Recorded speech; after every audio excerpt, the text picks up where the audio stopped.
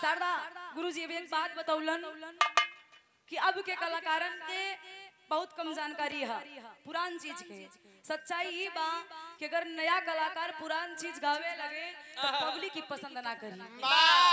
सच्चाई है बा अधर शीशा पलट अगर ये लोग आजकल गा के सुनावा कहीं पता न का गावत है।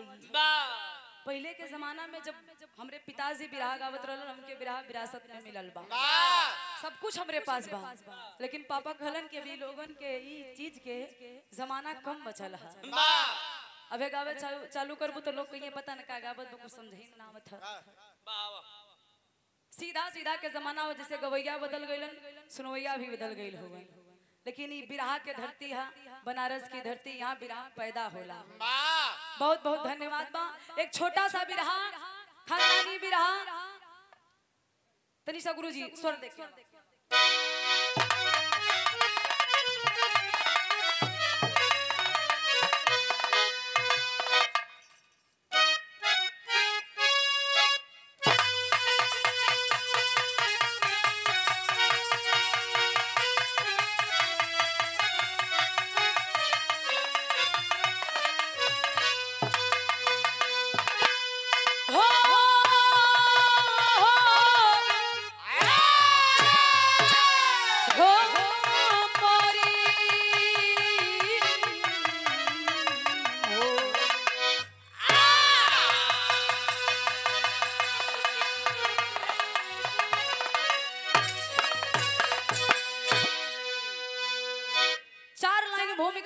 में कवि जी बीरन खातिर बहुत बड़ी बात लिखलन। का लिखत हो गुरुजी उठा के दा बीर रस के भाव हो।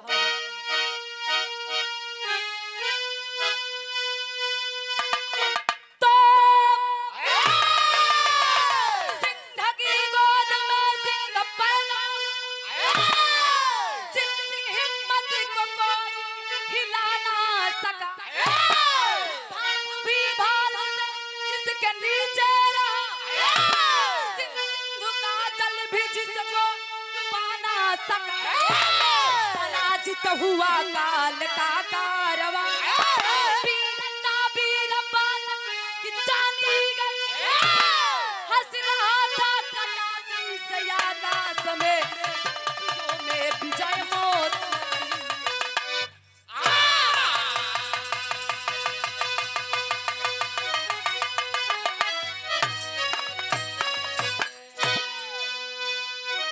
के टुकड़ा हाँ कैसन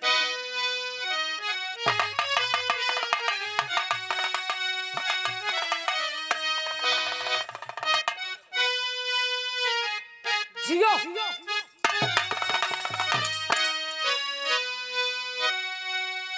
गजल के बिरहा के भगवान वीर रस के सम्राट स्वर्गीय बाबू रामदेव गुरुजी बड़ा ही अपने मिजाज में जब जवानी के आलम रह गावत रहलन।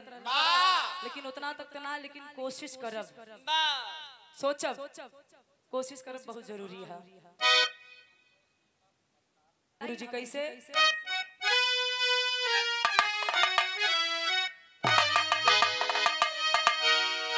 अरे काबे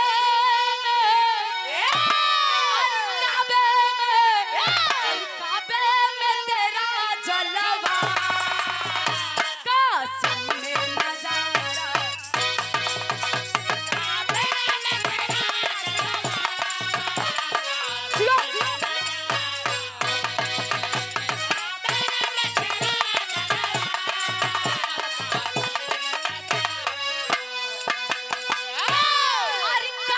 में तेरा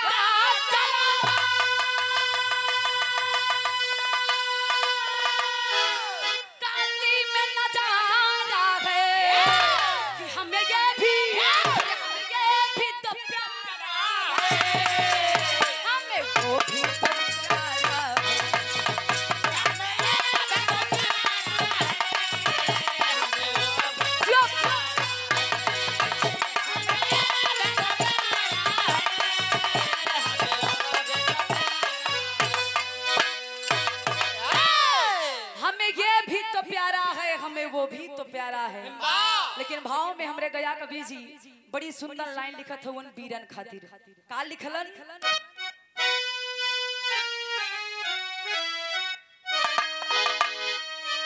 सबनम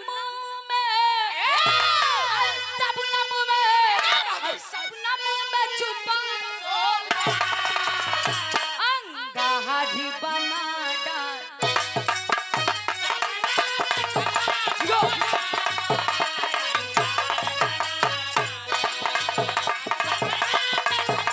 बहुत अच्छे।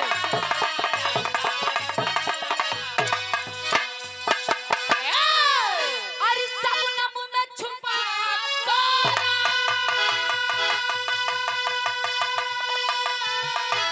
अंगारी बना डाला और संग्राम की बेदी पे संसार जला डाल।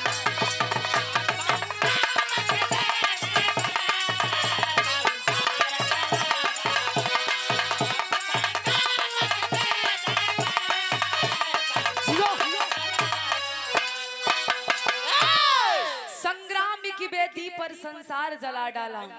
कहानी का शुरुआत है गुरुजी नज़म के लाइन।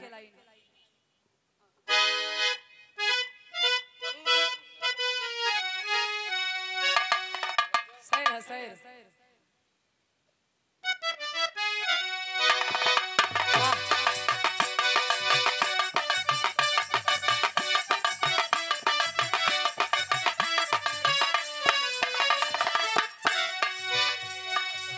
कि जन्मा के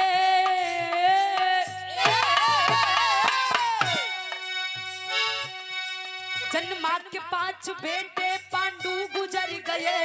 जन्मा के 5 बेटे पांडु गुजर गए। धृतराष्ट्र को भतीजे 5 यखर गए।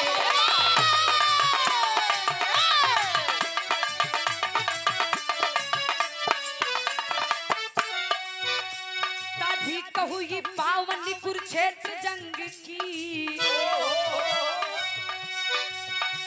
ताधी कहू ये पावन कुरुक्षेत्र जंग की। बाजी है दंभ शक्ति विकराल रंग की।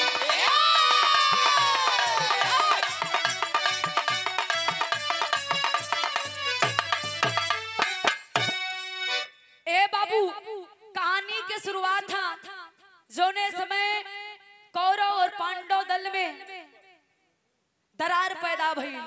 उ दरार के कारण का रहे राजा पांडु के 2 गो पत्नी, एक कुंती दूसर माद्री। कुंती राजा पांडु की बड़ी पत्नी और माद्री जोने समय राजा पांडु की मृत्यु भइल। माद्री ए बाबू सती हो गई। कुंती 5 लड़का के पाल पोष के बड़ा कैला से भैया एक जंगल में कुटिया में जब लड़का बड़ा भइलन तब माई से सवाल कैलन कि ए माई का हमनी के कोनो घर नहीं खे इहे जंगल बा। कुंती कलश की नारे बेटा ई जंगल हमनी के घर ना हा। तोहर पिताजी महाराजा रहलन। अर्जुन कलन की माई अगर हमार पिता राजा हुवन तो हमनी ऐसे जंगल में काया व्यतीत करत हई। कुंती कलश की हाँ बेटा टाइम भी आ गइल बा। 5 लड़का के लेके माई चलल बा के पास धृतराष्ट्र के पास। हथवा जोड़ के विनती करत बा कि ए भैया अब समय आ गइल बा। अब आधा आधा बंटवारा कर दा। हमरे 5 लड़का के हिस्सा में जो मिलत था दे दा। धृतराष्ट्र सोचही ना पौलन कि दुर्योधन खड़ा हो गया। खड़ा होके डांट कर कहने लगा हाँ, जमीन की बात करती हो, हिस्से की बात करती हो, सुइया के नोक बराबर भी जमीन ना मिलेगी। माई समझ गई कि कौरव हिस्सा ना दी। माई 5 लड़का के लौट गई। भगवान कन्हैया से मुलाकात भइल। कन्हैया कलन की अर्जुन अगर घी सीधी अंगुली से ना निकले अंगुरिया टेढ़ कर लेवे के चाहिए। यार कन्हैया के मार्गदर्शन अर्जुन जब देखलन तो कन्हैया कलन की भगवान अर्जुन एक काम करा अब तोहार भाईयन तो के हिस्सा ना दे। अब तू कुरुक्षेत्र के रचना कर दा। लड़ाई सीधे से ना तो टेढ़े से तो मिलबे करी। कुरुक्षेत्र के रचना भइल बाबू। फिर से माई कुंती के डर बा कि कौरव की अपार सेना हमार 5 गो लड़का अगर हमरे लइकन के कुछ हो गईल तो हमारी जिंदगी व्यर्थ हो जाई। माई चलल बा, कहवा चलल गुरुजी? बिरहा में तरज लगल।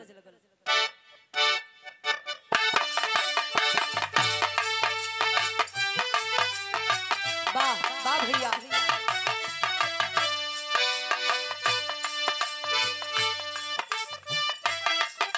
वो तरघा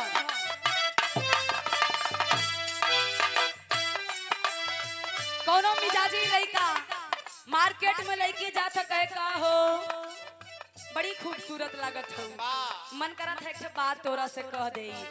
लइकिया बेचारी जाना था कि बड़ा छुछेरा है, ये बोली जरूर। लइकिया कलस के सुना हम ऐसा घर के ना हई, सम्मानित घर से ही, अपन फालतू के बात हमसे मत बोला। कहे जो नोखे तो नोखे दा, एगो बात हमार सुना। उ लइका कहत बा, का कहलस?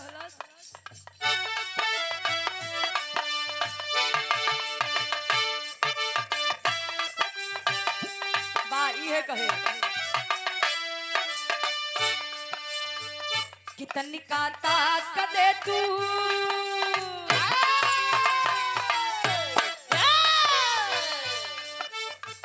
कि तनिका ताक दे तू हमारी ओरिया मोर जाई, आय हाय मोर जाई, बिना गंगा में ना गईले हम ता तार जाई।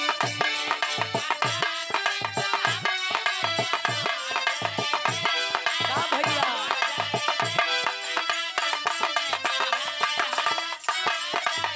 सही हो।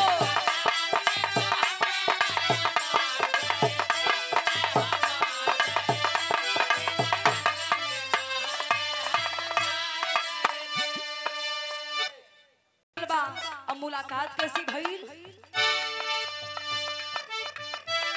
वाह, कि कहली कुंती तब समझाई के विचार, वो विचार बतिया काहे कैले बाडू बहिनी तू कठोर छतिया।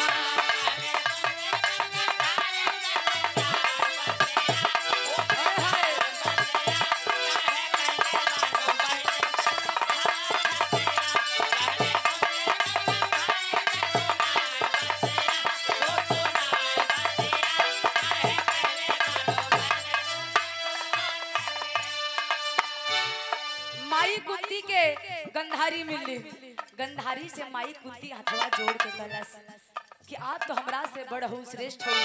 एगो बात आपसे हम पूछे चाहत हई कि इतनी बड़ी लड़ाई होके जात बा, अगर दुनहु कुल में से केहू भी मरी तो तकलीफ हमनिए के होई, परिवार तो एक ही है ना। गंधारी मना कर दिलस कि हमरे बस के बात ना बा।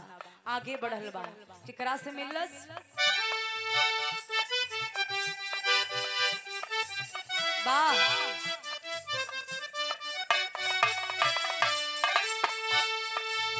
हाथ जोड़ कैली धीता राष्ट्र से विनीतिया, काहे अपनौला जेठा अधर्म के नीतिया।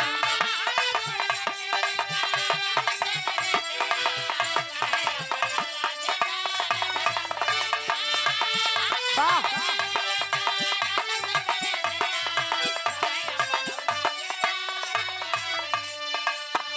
होई माटी जीवन माटी में मिल जाए बतिया, मिल जाए बतिया, काहे कैले बाडू बहिनी तू कठोर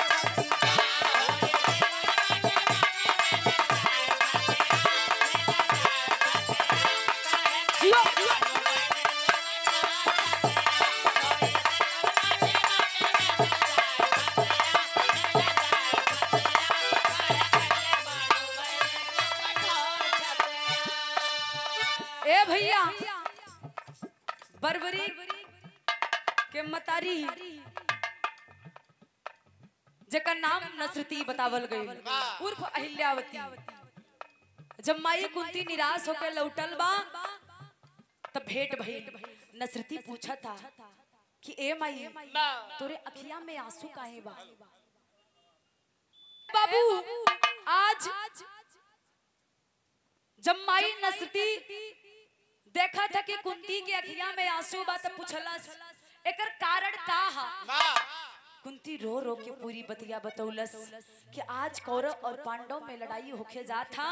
हमारे 5 गो बेटवा कौरव के अपार सेना, अगर ये लड़ैया हो जाई, हमरे बचवन के कुछ हो जाई तो हमार जिंदगी व्यर्थ हो जाई, हम के करे सारे जिहब। नसरती बात सोचलस और समझलस। कुंती चल देलिन। नसरती के एक बेटवा जोने बेटवा के नाम बरबरीक बतावल गई। 12 से 14 साल के उम्र बा, बगीचवा में खेला था। जाके नसरती कलश की ए बेटा, ये तेरा उम्र खेलने का नहीं रहा है। अगर वीर बनना चाहते हो तो मेरी एक बात मानो। बरबरी कलश की माई हम तो वीर बन ही चाहत है।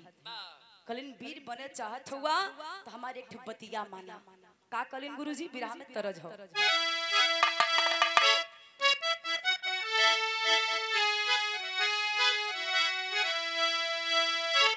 कि कोरी का तारिया सासू अरे दहिया जमावेली, कोरी का तारिया सासू अरे दहिया जमावेली, हमारी दंडारली जो रंगवा राधा हो काधा मान मोहे।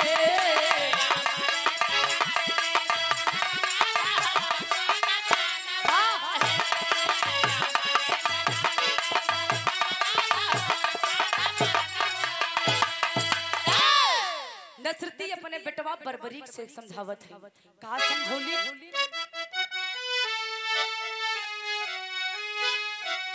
अरे बेटा बरबरीक के मातारी तब बुलावेली, बेटा बरबरीक के मातारी तब बुलावेली, बातिया मानवा ललनवा जल्दी दई दा दूधवा के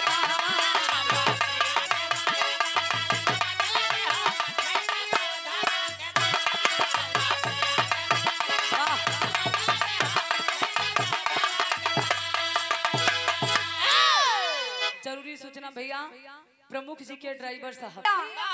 मतारी समझावा था बेटा के कि बेटा तू वीर बने चाहत हुआ, अपने माई के दूध के कर्ज अदा करे चाहत हुआ तो हमारा बात माना। का कहलिन? अरे ठनल महाभारत देखबै तोहरी वीरता,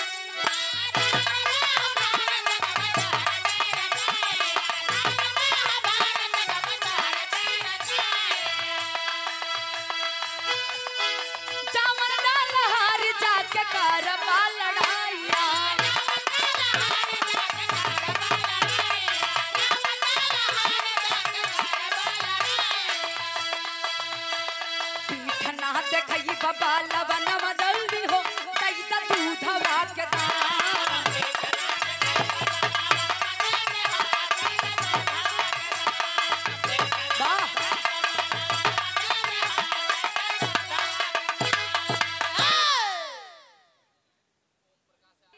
नसरती समझावा था कि बेटा महाभारत के लड़ाई छिड़ल बा, कुरुक्षेत्र के रचना भइल बा। अगर वीर बने चाहत हुआ तो कौरव और पांडव के लड़ैया होके जात बा। जवन दलहारी उदल से जाके तो के लड़ाई करे के पड़ी और अपने माई के दूध के कर्ज अदा करे के पड़ी। अच्छा तनी से में नसरती से गलती भइल। वो गलती भइल का भैया कि नसरती ई ना बतौलिन कि तोके पांडव की तरफ से लड़े के हा। काहे कि नसरती के शंका रहल कि कौरव के अपार दल, अपार सेना और पांडव मात्र 5 भाई, तहार इन्हीं के निश्चित था। माई शॉर्ट ने बतौलस कि जवन दलहारी उहे दल से लड़ाई करे के पड़ी।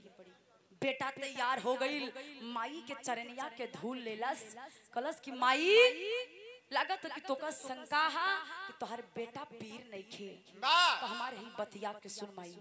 कॉलन का बरबरी विराम में तरज है गुरुजी।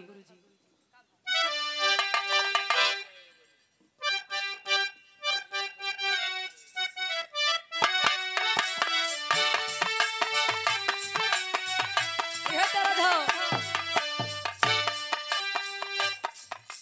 का बाबू रागैलु ना है यैया का बाबू रागैलु ना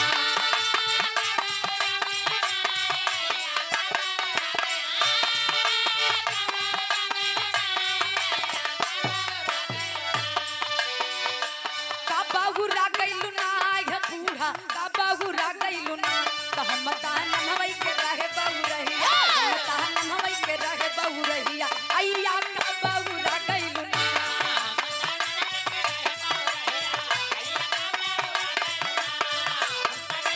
बा भैया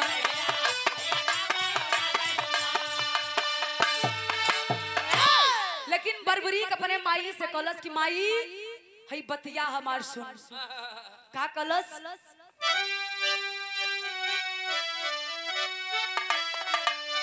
अरे काहे डेरा गइल नार माई काहे डेरा गइल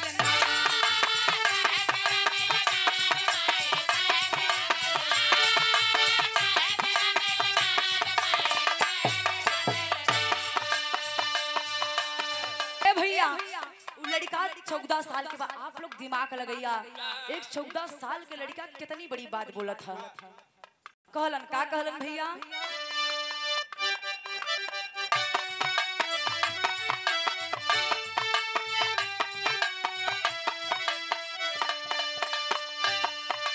काहे डेरा गइल नार माई काहे डेरा गइल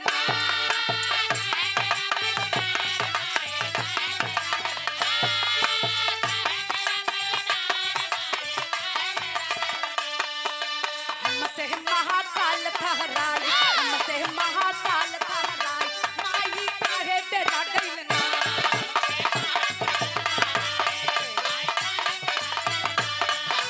जियो भैया जिया बहुत अच्छे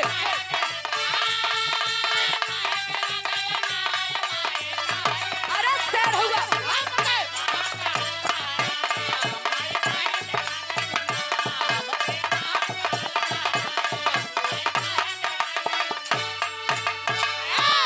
माई के चरनिया के धूल लेलस अब बेटवा चलल बा जब बरबरी चलल बिरहा लोकगीत गायक आकाशवाणी व दूरदर्शन गायक कलाकार श्री प्रेमलाल भारती निवास ग्राम भिट्टा गार्जियन की तरफ से सुंदर पुष्पहार बहुत सौ रुपया के हजार रुपया के आशीर्वाद एक बार जोरदार ताली बजा के स्वागत की सम्मान करिए बहुत बहुत धन्यवाद आज सीटी ना उठावे भैया बरबरी चलल बा सर पे कफन बांध के कि माई अपन चेहरा तब तोहरा के दिखाई जब दुश्मनन के मात दिखाई चलल हाबीर भगवान कन्हैया के खबर लग गई अब कन्हैया सोच गईलन कि बरबरी अगर कुरुक्षेत्र के मैदान में जाई तो सब कुछ कमवा उलट पलट हो जाए उनके पता हो गई अगर बरबरी जाई तो कौरव की तरफ से लड़ाई करी अगर कौरव की तरफ से लड़ाई करी तो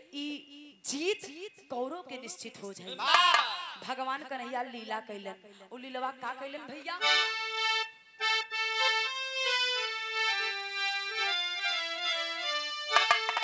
किले के चले दुआ पलक करी लेके चले दुआ पलक करिया मोहन कौले खबरिया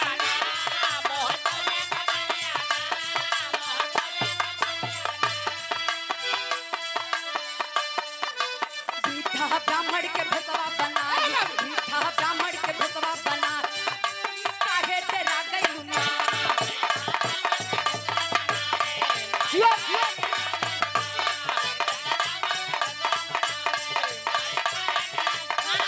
और अच्छे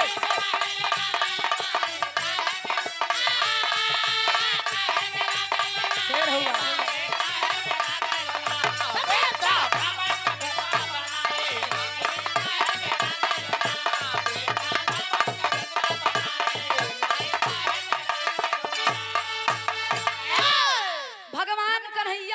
ब्राह्मण के भेष बना के चल देलन बरबरी के रास्ता रोके बरबरी धनुष बाण ले ले एकदम चल जाता वीरन की भात भगवान कन्हैया कलनी तो बड़ा चालाक लगा था जाके सामने से रास्ता रोकलन की बेटा कहाँ जा रहे हो तुम्हारा बचपना है जाके खेलो ये धनुष बाण है कहाँ भगे जा रहे हो बरबरी कलश की तोसी मतलब अपना काम बताइए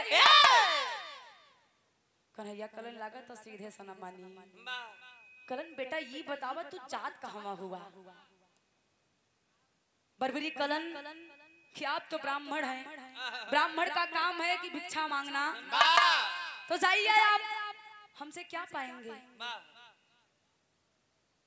भगवान कन्हैया कलन की बेटा एक बात जाने चाहत है कि बताइए आप जा कहाँ रहे हैं? बरबरी कलश के जाने चाहत हुआ, बता दे। कलश के हम जाते हैं कुरुक्षेत्र में, लड़ाई छिड़ल बा और हमार माई हमरा के कहले बा कि जाके उ लड़ैया में वीर बन के हमरा के दिखावा, जवन दलहारी उ दल से लड़ाई करा। भगवान कन्हैया कलन तो बड़ा चालाक है।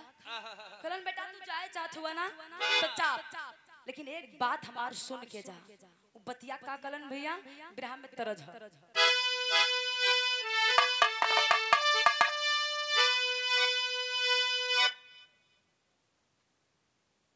के प्रतीक्षा आप लोग छोड़िया मत।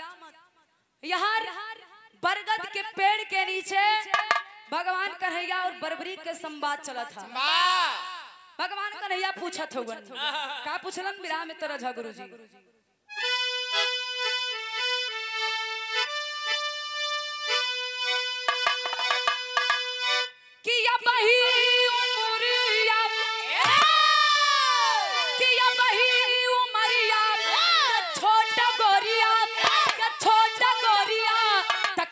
रंगले बाडू लाल लाल ओठ गोरिया,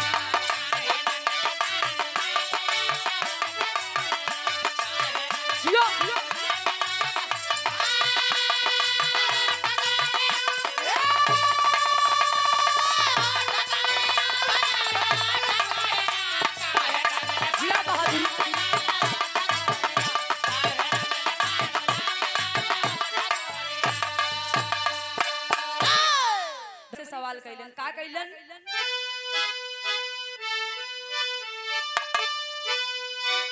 कि या बही उमरिया, कि या बही उमरिया, छोटा बबुआ छोटा बचवा त कहीं से रोक बासम बाल बचवा।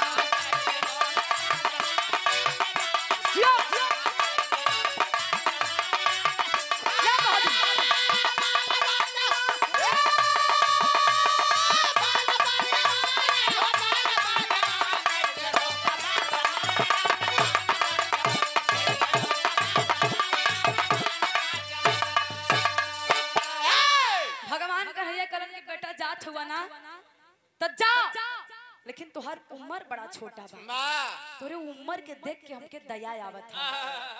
सोचत है कि तोके कुछ बता दे। जौने लड़ाई में जात हुआ ना उ लड़ाइया ऐसन वैसन ना हा, हुआ एक से बढ़ के एक बलवान आइल हुआ जेकर कोनो मुकाबला नहीं था।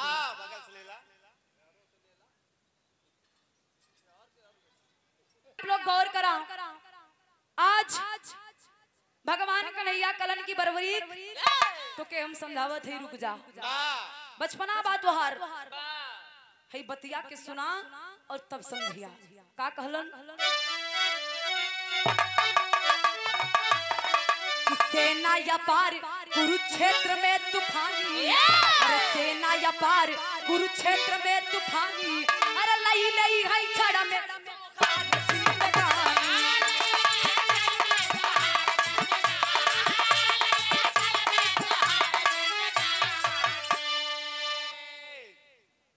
गार्जियन विनोद पाल कोलन की कुरुक्षेत्र के मैदान में तमाम वीर बैठल हुवन, तमाम वीर हुवन तोहार वहां चली ओली जान अपन बचाला, अपने जान के बचावा मत जा।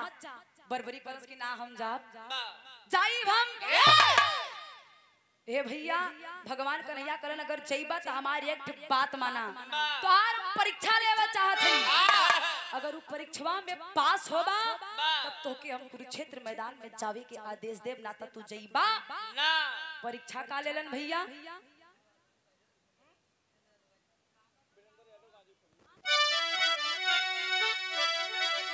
कि बरजन मनबा तपा तैको देती, अरे बरजन मनबा तपा तैको देती, अरे पीपर के पाती के तिया से छेड़ा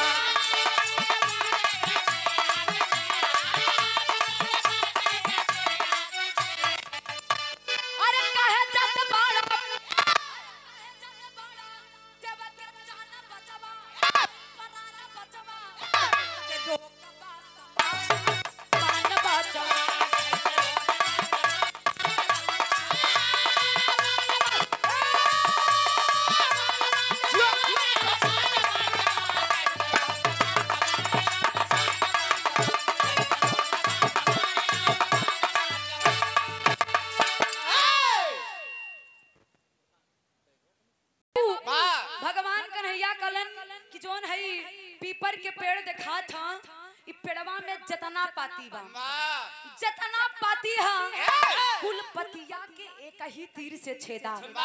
अगर एक तीर से छेद देबा तो हम जान जा कि तू बहुत बड़ा वीर हुआ और तोहरा के कुरुक्षेत्र के मैदान में जावे के आदेश दे दे। हे बाबू, भगवान कन्हैया के बतिया सुन में ना कैलस बरबरी, मुस्कुरा के धनुष बाण उठौलस। जब धनुष बाण उठौलस तो कैलस का भैया बिरहा में तरज है।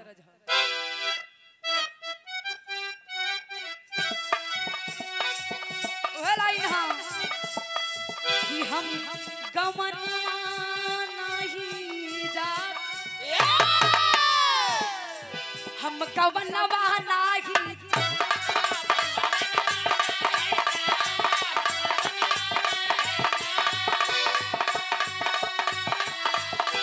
पीछे पड़ा यही रखन बनवा, पीछे पड़ा यही रखन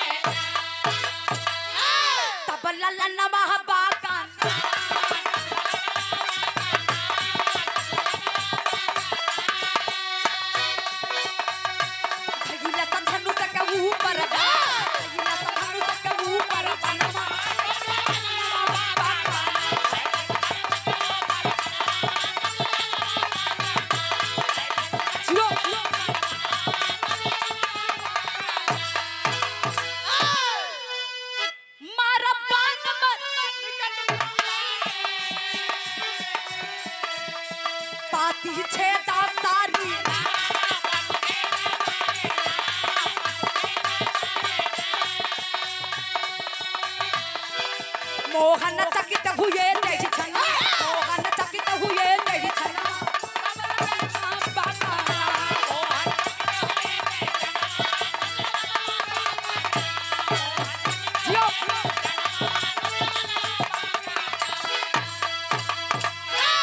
ए भैया मरलस खींच के तीर बरबरी, पीपल के पेड़ में जितना पाती रहा ले कहीं तिरिया से सब पतियन में छेद हो गई। भगवान कन्हैया चलाकी कैलन, उ चलकिया का कैलन, एक ठिपतिया के तुरा के अपने एड़िया के नीचे छुपा लेलन। कन्हैया हो गई बरबरी कलश की हो गई देखला। कन्हैया देखत हो करी बाप रे बाप, एक कहू पाती ना बचल रहल कि जोने पाती में छेद ना भए। धीरे से कन्हैया अपने एड़िया के नीचे वाली पतिया उठाई कर देखे, बरबरी मुस्कियाए लगल कलश का हो तो वही चला खहुआ देखा उनमें कईयो छेद बा। देखलन तो बाप रे बाप कन्हैया चकित, ये तो बहुत बड़ा वीर है, एके रोकल कैसे जाई। अब कन्हैया दिमाग लगावत हो, लगौलन का भैया बिरहा में टेरी है।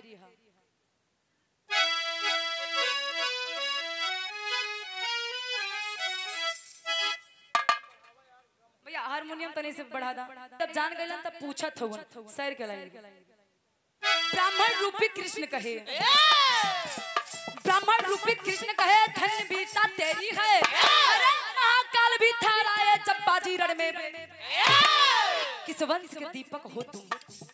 कन्हैया पूछे हो किस वंश के दीपक हो तुम, क्या नाम तुम्हारा बतलाओ। देखे भिक्षा इस ब्राह्मण को शौक से तुम लड़ने जाओ।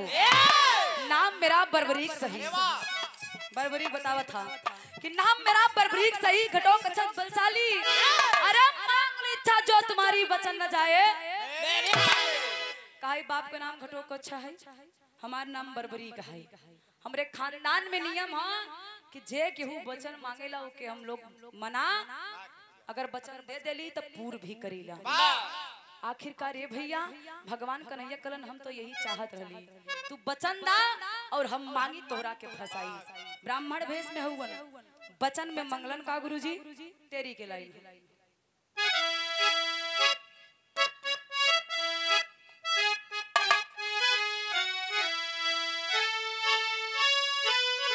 सही हो कि बिरताई बिरताई जे करी धोखे में फंसी। अरे बिरताई जे करी धोखे, बिरताई जे करी धोखे में फंसी। जंग की बलि बेदी पर मांगे दान का, अरे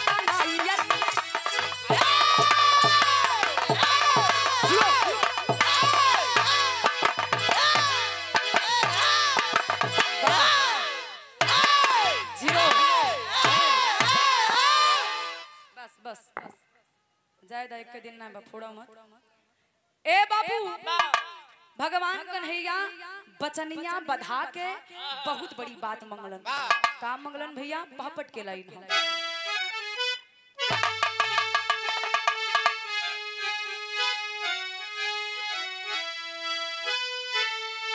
अरे बचन बधा के करबउले करार मोहन बलदाई। अरे बचन बधा के करबउले करार मोहन बलदाई। तो दान में सिरवा मांग लिए उपहार मोहन बलदाई।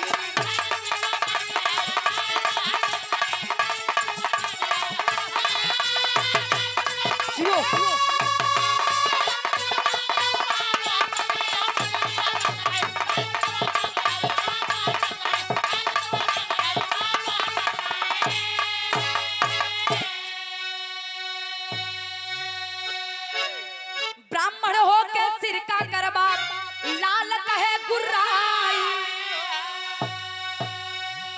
चल दिया अपन भेद बतावा नाता शीश उड़ाई।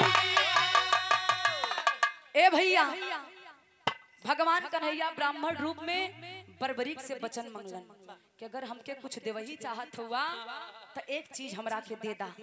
अपन गर्दनवा काट के हमरे हथेली पे रख दा। बाप रे बाप बर्बरीक सुन के अवाक रह गया कि ब्राह्मण हो के मेरा गर्दन मांग रहे हो, ये सही नहीं है। तुम ब्राह्मण नहीं हो। कौन हो? जल्दी अपने असली रूप में आओ, नहीं तो जिस प्रकार इस पीपल के पेड़ में जितना छेद कैले ओकर कईयो हजार गुना बात होए शरीरियम करब नाही सुनतरे। अच्छा ए भैया बर्बरी खिसियाइल बा। भगवान कन्हैया कलन सन की लड़का है ई मानी कुछ भी कर सकत है। बर्बरी से जब भगवान कन्हैया मंगलन तो एक बात और कहलन कि बेटा गर्दन देवे से पहले एक बात हमारा उरी सुन। बतिया कहा कि अगर तू कुरुक्षेत्र के मैदान में जात हुआ तो हुआ कमन अपन अस्त्र और तीर तलवार चलेबा कि तू जीत जाइबा।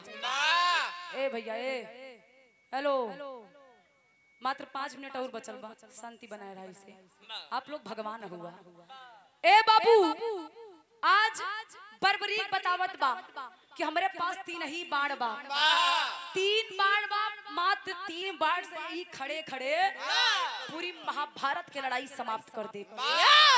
जितना वीर हुआ सबके धराशाही कर दे यही खड़े खड़े। लेकिन हम जाने चाहते हैं कि कितना बड़ा वीर आइल हो। भगवान कन्हैया कलन तीनों बड़वा के कलाकारी बतावा। पहला बाण बताता है कि बता दूं या चला दूं? कन्हैया कलन बेटा चला के दिखाओ। पहला बाण बर्बरी चलौले बा। कुरुक्षेत्र के मैदान में जितना वीरन के रथ के ऊपर पताका फहरत रहल सब पताका कट के धरती पे गिर गई। नकिए कटा गई। सच्चाई है। उ पताका मान सम्मान होला राजा महाराजा लोगन के। कलन की प्रभु पताका कट गई। पहला संकेत दे देली कलन दूसर का चलाओ। दूसर का खींच के मरले बाप। खलस की जात था कुरुक्षेत्र के मैदान में जितना वीर हुई हाँ सब वीरन की निशान लगा के आई। कौने कौनी जगह के कर तीर लगी ओकर मृत्यु हुई। अब भगवान कन्हैया बड़े चिंता में कि कुरुक्षेत्र के मैदान में तो हम कलन बेटा ये बताओ कुरुक्षेत्र के मैदान में हो सके हम भी जाएं। अपन उठा के देखा का उठाई भगवान कृष्ण। अच्छा कलन आप अपन पैर उठावा और उठा के देखा आप के निशान लगल हुई।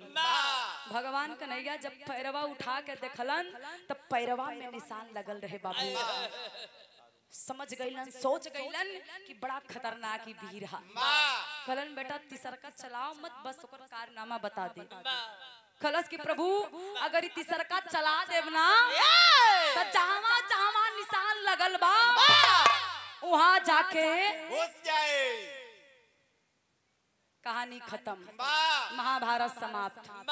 कुरुक्षेत्र में हमके जाही के जरूरत। भगवान कन्हैया मान गइलन बहुत बड़ा वीर है, अब के जावे ना दे के बा। कलन की बेटा पर गर्दनवा काट के दे, हमारो छुट्टी हो जाए। बरबरी कलश के तोके मूर्ख दिखाई देत हई। हाँ, इतना बड़ा अगर वीर है तो बुद्धियो तो हमारे पास है बा। अपने असली रूप में आवा ना तो फिर तोहरो गर्दन काट के लगा ही दे बात। भगवान कन्हैया अपने असली रूप में आते हैं। जब असली रूप में उलन तब बरबरी हाथवा जोड़ के विनती कैलस कि प्रभु आप तो कुरुक्षेत्र का मैदान की रचना करने वाले हैं, सत्य की जीत कराने वाले हैं, तो हमरे साथे काहे छल करत हुआ, काहे ऐसे कैला? हमरे सवाल के जवाब दे दा ये प्रभु, हम गर्दन आपके काट के दे देब, हमके तनिको चिंता नहीं खेबा। 12-14 साल का लड़का आज एक वीर की भांति भगवान कन्हैया से आंख मिला के सवाल करता है। कैलाश का गुरुजी आल्हा के लाइन है।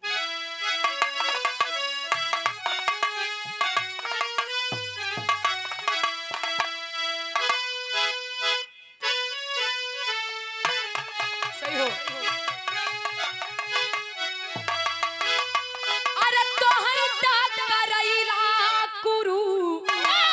क्षेत्र के रचनमा अरे पांडव दल के बानल बाटा सारा थी जूता।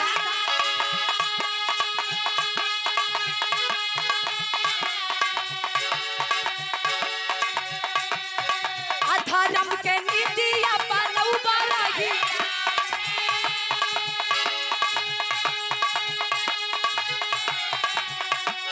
धर्म युद्ध होई चमौला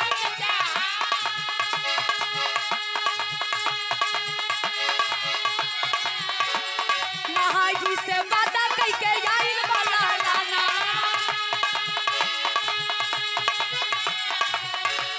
कामन दाला हारी जाके लाला मौजूद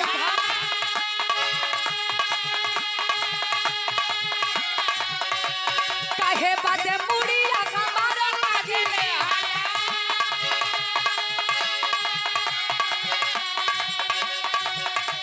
मिठाले मिठाई नहीं कहूँ होना।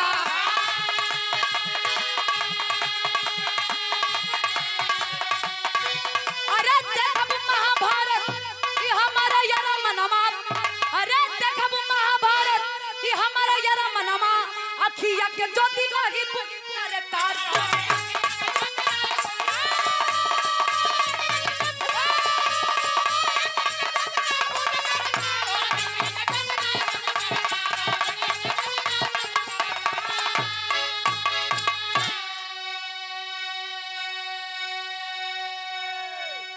ए बाबू भगवान कन्हैया से बरबरी कलश की प्रभु आप हमरा से हमार गर्दन काहे मंगला? कन्हैया कलन की बेटा तू बहुत बड़ा वीर हुआ, इतना बड़ा वीर हुआ तोहरे सामने अर्जुन भी ना टिक पई। हाँ, अगर तू कुरुक्षेत्र के मैदान में जइबा तब पांडव के हार हुई, कौरव के जीत हुई, सत्य के हार हुई, असत्य के जीत हुई। ई खातिर तुहार गर्दन के मंगली। बरबरी खास के कलश की प्रभु हमके चिंता नहीं खेबा कि आप हमार गर्दन मांगत हुआ, लेकिन एक बात के चिंता बा, जवन माई हमरा के जन्मौले बा, अपने दूध से हमरा के बढ़ा कैले बा, आज उ माई के अगर दूध के कर्ज ना अदा कर पाई तो हमार वीरता व्यर्थ जाई। ए प्रभु आप कौनो वैसा रास्ता दिखावा कि अपने माई के दूध के हम कर्जा अदा कर देई। भगवान कन्हैया मुस्कुरा के कलन की बेटा तोहार माई भी तो के पांडव दल के साथ लड़े खातिर भेजत रहलिन, बस एक गलती कली कि तोहरा के बतौलिन ना। बरबरी कलश की प्रभु लेकिन अंतिम इच्छा हमारा गर्दन काट के दे देव। एक आखिरी और अंतिम इच्छा बा कि हमार दोनों अखिया के रोशनी बुझे ना पावे। महाभारत की पूरी लड़ैया हम देखे चाहत हई कि कितना बड़ा वीर आइल होवन, अपने दोनों आंख से हम देखे चाहत हई। भगवान कन्हैया आशीर्वाद देलन कि बरबरी तुम्हारा सर भले अलग हो जाएगा लेकिन आंख की रोशनी कभी नहीं बुझेगी। गर्दनमा काट के ए बाबू कन्हैया के हथेली पे बरबरी के रख ले हा। बारे दुनिया के मालिक मुरलीधर कन्हैया, आज दोनों आंख से आंसू झरझर झरझर गिरने लगे कि बारे बेटा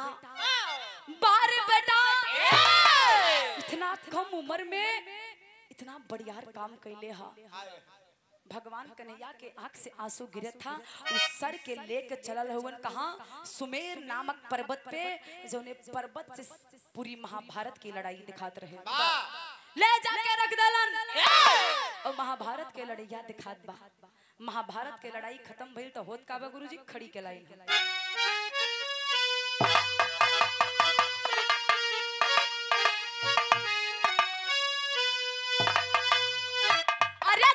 के अपने हाथ से थमावे सिरवा, लइका चलले मोहन सनिया बहता नीरा।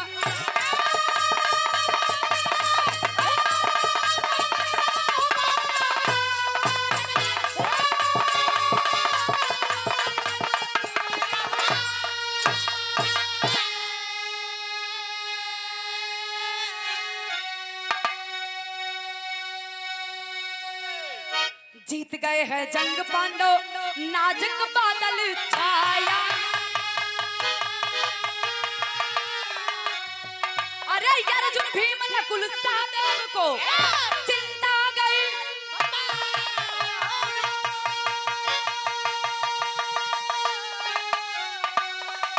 छलकत पौरुष के पनिया बहावत नीरा। ए भैया, पांचों भाइयन में जब पांचों पांडव जीतलन महाभारत की लड़ाई, तो पांचों जन के अंदर घमंड और अहंकार आ गई। भगवान कन्हैया के पता लगल, कन्हैया पांचों भाई के लेके चलन वही सुमेर पर्वत पे, जौने पर्वत पे बर्बरी के कटल सिर रखा रहे, खड़ा कर दलन पांचों के। खलन की अर्जुन हई देखा ई के हा, अर्जुन कलन प्रभु ई के हा, क्या है बतावा। खलन वीरन में महावीर बर्बरी खा।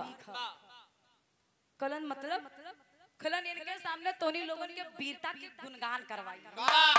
देखत होगा ना, सर कटल बा लेकिन ये लोग तो हर तारीफ करी है, बा करहिया खेला करत होवन। कलन बर्बरी बता दे बेटा, पांचों में से सबसे बड़ा वीर बर्बरी खसे लगल। कुछ देर तक चुप्पी मरलस। कलश की प्रभु काहे हमरा से बोलवावत हुआ, कलश ना यार तोरा के बतवे के पड़ी। बर्बरी कलश के जाने चाहत हुआ तो जान ला, महाभारत की लड़ाई में हमके दुइये चीज लौकल। वो दो चीज रहल का, भगवान विष्णु के सुदर्शन चक्र और महाकाली के माई काली के तलवार। सुदर्शन चक्र और तलवार यह दुइये चीज दिखाई दिलस। ये दुई चीज के अलावा हमका कुछ दिखाई ना दिलस। अब पांचों भाई बड़ा चिंता में कि अगर सुदर्शन चक्र और तलवारे कुल कारनामा तो हम पांच भाई कहाँ रहली, भगवान कन्हैया करनी हम ना बतावत है। ये दोनों जो इनकर आंख के रोशनी जिंदा बना, ये सच्चाई देख ले हा। पांचों भाई के गर्दन झुक गई। ए बाबू हथवा जोड़ के माफी मांगे लगलन कि आप बहुत बड़ा वीर हुआ। प्रमाण मिलता है बाबूजी, जिस समय बर्बरी का सर और धड़ अलग हुआ, धड़ को आदि शक्ति दुर्गा के हाथों में समर्पित कर दिए भगवान कन्हैया और याद कैलन माई दुर्गा के। जब याद कैलन तो माई दुर्गा बर्बरी के धड़ लाके फिर से बर्बरी के सर और धड़ के एक करके नया जीवन मिला। बर्बरी के जब नया जीवन मिला तब पांचों भाई हथवा जोड़ के विनती कैलन कि बर्बरी आप तो महात्मा हो, महाबलशाली हो, चल के अपना राजपाट संभालो, हम लोग आपके सेवक बनना चाहते हैं। बर्बरी कलश के प्रभु एक बेरी देख लेनी अखिया खुल गई ला, इ माया के संसार में यहाँ केहू केहू के अब हम ना जाई, हमके तपस्या करके अपने शरीरिया के त्यागे के बा, इ माटी के शरीर मटिया में मिलावे के बा। ए बाबू खाटू नामक गांव में बर्बरी तपस्या करके अपने शरीर को त्यागा और उस स्थान का नाम आज खाटू श्याम पड़ा, जो कि आज राजस्थान में स्थित है। लोग जाते हैं दर्शन करने के लिए, राजस्थान जोधपुर में। लेकिन यार पांचों भाई के सर लटकल बा, सब कुछ देखा था। कैलन का अंतिम लाइन है,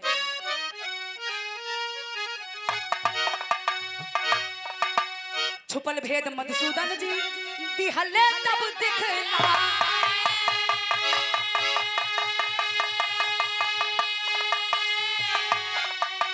अरे अर्जुन भीम नकुल सहदेव को चिंता गई समा,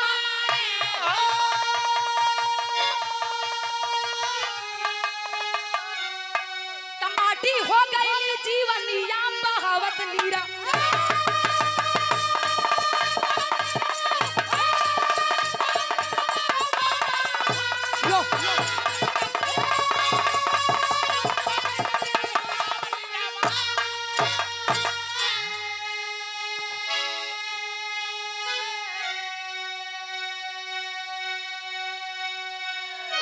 विराह के शीर्षक रहल बर्बरी के कटल सिर उर्फ खाटू श्याम की उत्पत्ति।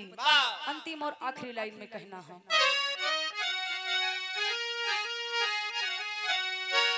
गुरु बिहारी गुरु गणेश आंखें अभी है जिंदा,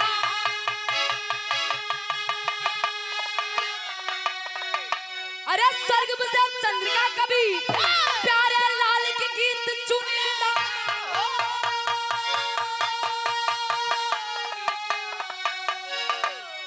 बिरताई जेकर धोखे में फंसी, त ज्योति गया कभी के कलम से आधी आई, बिरताई जेकर धोखे में फंसी।